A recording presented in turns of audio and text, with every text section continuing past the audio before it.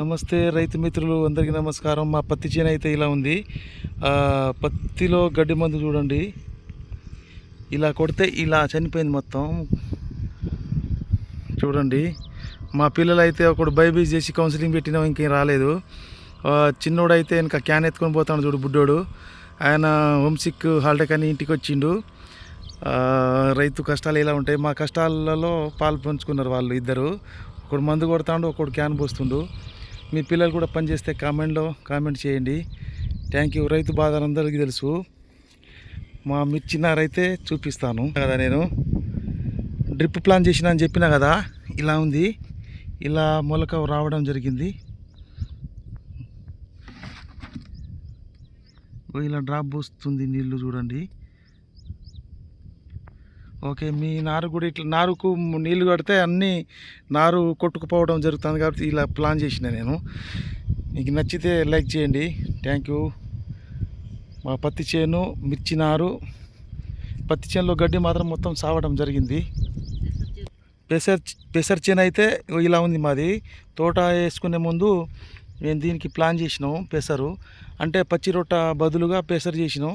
పెసరు చేతికి వచ్చే అవకాశం ఉంది, వాన పడితే లోపల కలియదు ఉండడమే. చూడండి, ఇలా ఉంది, పూత మీద ఉంది అంతా. చూశారు కదా మా బుడ్డోడు ఎలా ఎత్తుకొని వెళ్ళిపోతాడో.